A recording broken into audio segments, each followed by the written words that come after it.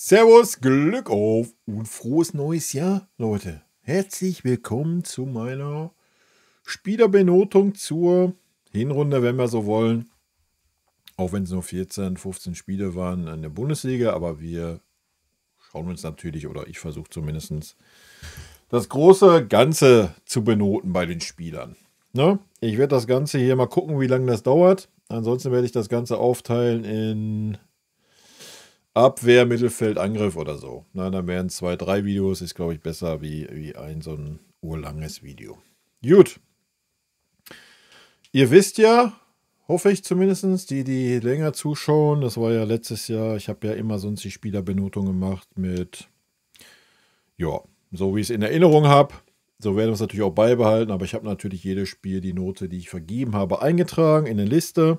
So, dass ich das durchschauen kann und dann auch eine Durchschnittsnote sehe. Na? Gut, fangen wir an. Gehen wir rein in den Bums. Joa, fangen wir an mit unserer Lieblingsnummer. Ich habe immer noch einen Fleck auf der Brille. Manuel Neuer. Manuel Neuer habe ich heute erst gelesen. Kicker-Rangliste. Nur noch Achter der Bundesliga, nur noch nationale Klasse Mittelfeld oder was? Wenn wir ehrlich sind, trifft das den Nagel auf den Kopf. Ja, das ist Manuel Neuers aktuelle Leistung, die er diese Saison zeigt. Allein, wenn wir nur Aston Villa nehmen, was auf seine Kappe ging, wenn wir Barcelona nehmen, wo er auch super schlecht war, wenn wir Frankfurt nehmen. Ja, das Pokal aus, was auf seine Kappe geht. Und. Ja, das waren jetzt nur die richtig schlechten Spiele. Ich gucke mal gerade kurz durch. Habe ich irgendein Spiel, wo er irgendwie herausragend war? Habe ich nicht. Paris. Gegen Paris hat er eine 2,5 hier stehen. Das ist das einzige Spiel, wo er gut war. Aus meiner Sicht. Ansonsten 3, 3, 3, 3, 3 minus, 3, 5, 4, 3, 6, 4, 3, 3, 3, 3, 3, 2,5, 3,5. Das ist die Benotung bei Manuel Neuer. Meine Gesamtnote würde ich auch eine 3,5 geben aktuell. Weiß jetzt gar nicht, ob es der Durchschnitt ist. Müsste man mal genau ausrechnen. Aber ich sehe in meiner 3,5. Es wird interessant zu sehen sein in der Rückrunde, wie es da weitergeht. Und auch wie viele Spiele er generell noch machen wird diese Saison. Ich denke, die Wehwehchen oder das Leistungsvermögen wird nicht gerade besser oder weniger werden. Aber wer weiß, vielleicht täuschen wir uns. Lassen wir es mal auf uns zukommen. Manuel Neuer sehe ich bei einer 3,5. Ist natürlich für ihn, für das Gehalt, was er bekommt, zu wenig. Gut, dann haben wir Ulle. Ulle habe ich in meiner Liste mit 2 Spielen. Beide mal Note 3. Ich denke, das können wir kurz und schmerzlos machen. Ulle hat 2-mal gespielt am Anfang der Saison, hat das ordentlich gemacht. Da ist er mit einer 3 ganz gut aufgestellt. Gut, da haben wir jetzt noch Daniel Peretz, der die letzten 4 Spiele gespielt hat. Da habe ich eine 3, eine 2,5, eine 3,5, eine 2,5 stehen. Auch da würde ich sagen Note 3. Daniel hat leider das Pech gehabt, dass die Schüsse, die dann auf sein Tor kamen, wirklich nicht zu halten war. Ich erinnere mich an keinen, wo man jetzt gesagt hätte, wie es bei Neuer die ganze Saison über fast war. Wow, den kann man am guten Tag auch mal halten. Ja, ansonsten hat er seine Sache gut gemacht, fand ich. Er war ruhig. Ja, natürlich hat er nicht in jedem Ball so die Präzision drin, aber wie auch ohne Spielpraxis, ja. Wenn uns dann war es gegen Leipzig, wo er das lange Ding schlägt auf Leroy, wo er da einen vorbereitet, das war bärenstark. Also er hat die Veranlagung dahin. Wie gesagt, hat hinten einen ruhigen Job gemacht, auch im Aufbauspiel, wie ich fand. Ja, wenn ich ehrlich bin, verstehe ich das ganze Gerede gerade nicht wir müssen jetzt einen neuen Torwart verpflichten, den Neuer aufbaut und wir leihen Daniel aus. I don't know, ich fand ihn jetzt nicht irgendwie schlecht. Ob es natürlich dann für die oberste Schublade reicht, ja, das wüsste man, wenn man ihm mal ein paar mehr Spiele geben würde. Ne? Ja, also für mich auch Note 3. Gut, dann kommen wir zur Abwehr. Da können wir es ja kurz und schmerzlos machen. Fangen wir mal mit denen an, wo wir gar nichts haben. Das ist Ito.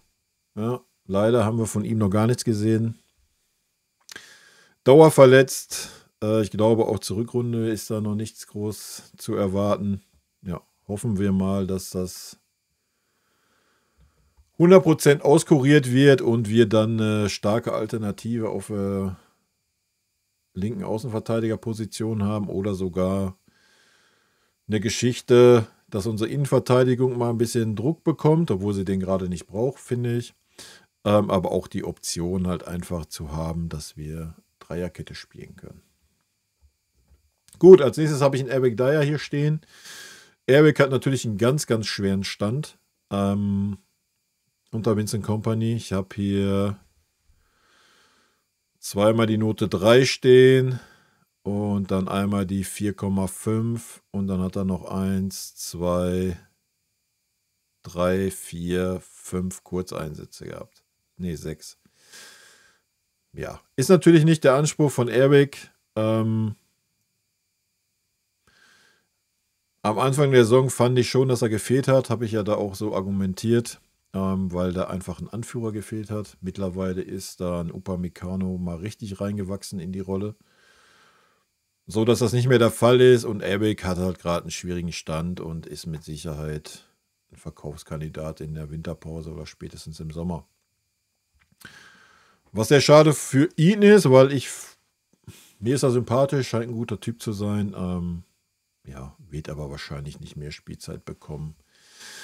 Wie er jetzt bekommen hat, eher weniger, wenn Stanley und Ito auch noch wieder da sind und Alternativen sind, weil sie werden wahrscheinlich die stärkeren Alternativen sein in diesem System, was wir spielen. Ja, wenn wir es benoten wollen bei den paar Einsätzen, dann ist es eine 3, eine 3 minus. Ja, dann ist es eine 3 minus für Eric. Gut. Kommen wir zu Upa. Upamecano. Upamecano hat natürlich wieder einen super schwierigen Start gehabt in die Saison. Dann sehr stark gewesen, sehr starke Phase, dann wieder so 1, 2 schwächere. Einfach im Zusammenspiel mit Minjay. Aus dem Bauch heraus würde ich Upa auf jeden Fall eine 2 geben. Wir gucken uns gleich mal die Zahlen an, ob das auch passt. Wenn man die Entwicklung sieht, dann ist es sogar eine gute 2. Ja, weil die Entwicklung, die Upa genommen hat, ist nochmal für mich Tacken mehr, wie es Minjay gemacht hat. Weil Upa mittlerweile, wie gesagt, er hat mich ja teilweise in manchen Spielen an Lucio erinnert. Ja. Er wächst immer mehr in diese Rolle, oder er hat sie endlich angenommen, in diese Rolle Abwehrchef rein. Ja. Ich glaube, das Vertrauen, was er spürt von Vinny, das tut ihm gerade richtig gut. Ja, und wenn er auch mal einen Fehler drin hat, wie mit dem Rückpass da auf Daniel, wobei ich das noch nicht mal als Upas alleinigen Fehler sehe, sondern halt einfach auch, dass man es gewohnt ist, dass Manuel Neuer da oben am 16er steht und nicht irgendwie auf seiner 5-Meter-Linie, wo ein Torwart hingehört.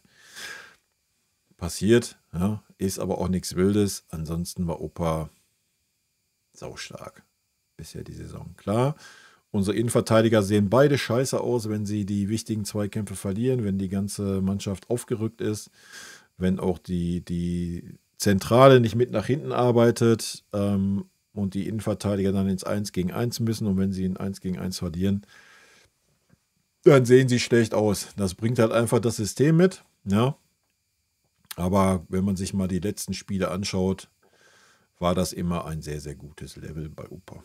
Gut, gehen wir es mal kurz durch. Ich habe hier stehen 3,5, 5, 4, 2 minus, 3 minus, 2, 2, 3, 4, 2,5, 4, 3,5, 2,5, 2, 2,5, 2,5, 2, 2,5, 3, 2, 3.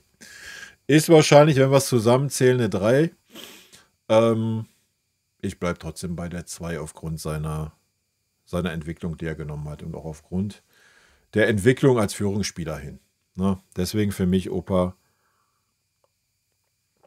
auch wenn der Notendurchschnitt wahrscheinlich eine 3 ist, für mich aufgrund der persönlichen Entwicklung eine 2. Gut, damit kommen wir zu seinem aktuellen Partner, Min-Jae Kim. Für Min-Jae gilt so ein bisschen, dasselbe wie für den Opa, wobei Min-Jae immer mal noch so die etwas krassere Leistung in dem einen oder anderen Spiel gebracht hat. Aber die beiden haben sich super eingespielt mittlerweile, ja, das muss man ganz klar sagen. Und ja, Min-Jae so schlecht, wie er am Anfang war, so unsicher, so die Fehlpässe, diese Unsicherheit, die einfach da war, ist nicht mehr da. Ja, er gewinnt jeden Luftzweikampf, aber das hat er schon immer bei uns. Aber auch im Spielaufbau viel, viel ruhiger, auch in den wichtigen Zweikämpfen viel, viel ruhiger. Wenn wir bei beiden noch irgendwie eine Schwäche finden wollen, dann ist es ab und wann das Stellungsspiel, wo sie dann ein bisschen schlechter aussehen, was aber einfach bedingt durch diese Spielweise ist, die wir an den Tag legen. Ja? Aber wenn wir es hier mal ganz kurz durchgehen, habe ich stehen 2,5, 5 minus, 3,5, 4 minus, 4, 2, 1, 3, 4, 2, 3, 5, 3, 3, 2, 5, 1, 5, 2, 5, 2, 5, 2, 3, 3, 2, 5, 4, 2, 5.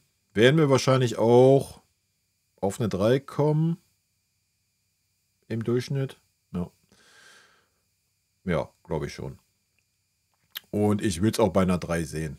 Ja, bei einer guten 3, ich denke auch er hat auch eine persönliche Entwicklung genommen. Ja, gerade unser Innenverteidiger-Duo hat persönlich eine starke Entwicklung genommen. Opa ist für mich aber noch ein bisschen mehr in diese Anführerrolle gerückt. Aber auch Min-Jae ist auf einem sehr, sehr guten Weg. Ja, immer mehr Verantwortung zu nehmen, immer mehr selbstbewusster zu sein. Von daher sehe ich ihn auch bei einer guten 2. Also sagen wir eine 2,5, wenn wir bei Opa eine 2 gesagt haben. Auch hier eine Note besser oder eine halbe Note besser, wie die Noten sind. Einfach auch aufgrund der persönlichen Entwicklung. Ja. Man hat so das Gefühl, er ist endlich aufgetaut und angekommen in dieser Mannschaft. Und das ist sehr gut. Gut. Dann haben wir den wir nicht kennen. Tarek Buchmann. Ja, haben wir auch noch gar nicht gesehen. Dieses Jahr, genauso wie letztes Jahr. Auch da, ja, ich weiß nicht, ob der überhaupt noch Teil des Kaders ist. Wenn, dann gute Besserung. Ich weiß nicht, wann er mal wieder fit ist. Ja, nächster in der Liste ist Fonzie Davis. Fonzie Davis hat sich sportlich auf jeden Fall gefangen, hatte aber auch immer, sehen wir gleich auch anhand der Noten, immer so eine Welle drin. Ja, hat sich aber auf jeden Fall gefangen. Menschlich weiß ich nicht. Ja, so ist er natürlich super sympathisch auf dem Spielfeld und auch außerhalb. Diese ganze Verhandlungsgeschichte, die wirft für mich persönlich einen Schatten, den ich bei uns nicht brauche. Ja, also mittlerweile gehe ich davon aus, dass er bleibt, aber das ist Thema eines anderen Videos, was ich separat aufnehmen werde. Aber dieses Verhalten gegenüber dem Verein, ob das jetzt von ihm oder seinem Berater ist, spielt am Ende keine Rolle. Es ist sein Berater. Ist arschlochmäßig. Kann ich persönlich nichts mit anfangen. Ja. Gehen wir die Noten mal kurz durch. Habe ich stehen 5, 4 minus, 3 minus, 3, 3, 3,5, 2,5, 2, 3,5, 3, 2,5, 2,5, 3, 5, 3, 3,54, 3,5 und dann war er verletzt und dann nochmal die 2,5. Man sieht immer so eine kleine Welle, ne? Dann 2, 3 sehr gute Spiele, dann wieder schlechtere Spiele. Aber im Großen und Ganzen hat Kompany es hinbekommen, Davis sportlich auf jeden Fall wieder zu stabilisieren.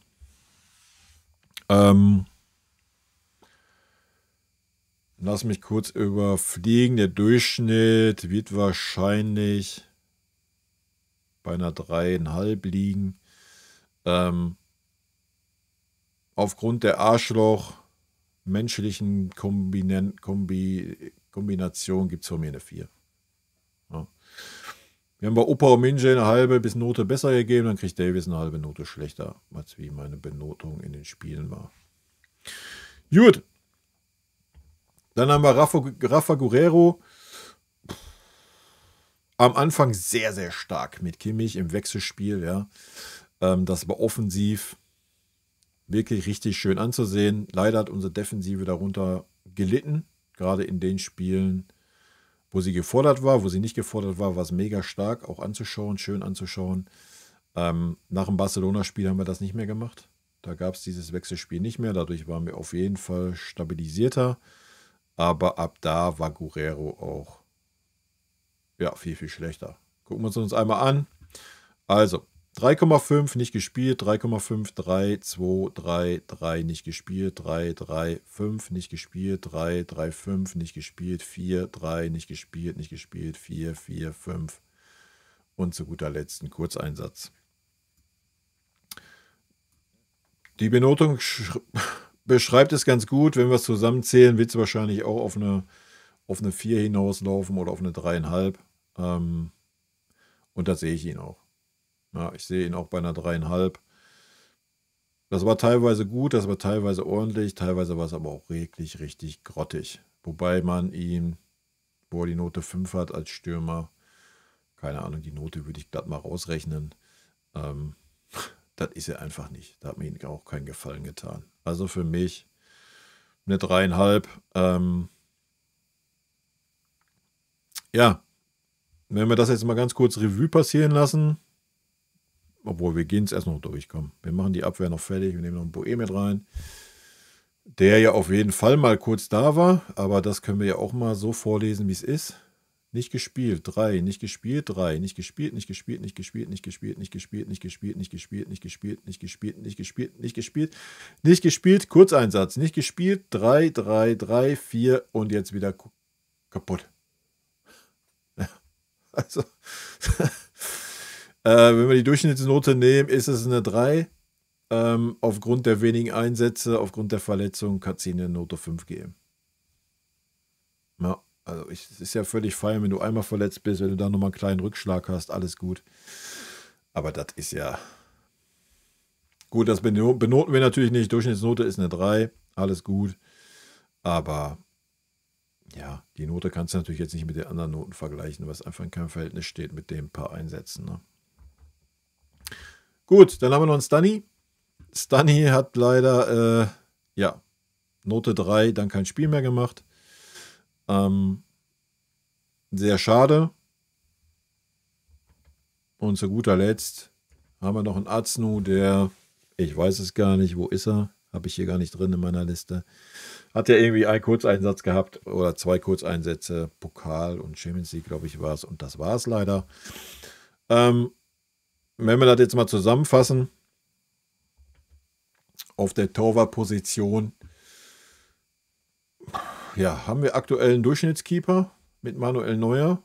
Sehr wahrscheinlich einen Durchschnittskeeper mit einer besseren Form mit dem Daniel Peretz und einen Durchschnittskeeper mit Ulle, der immer da ist, wenn es irgendwie Not am Mann ist.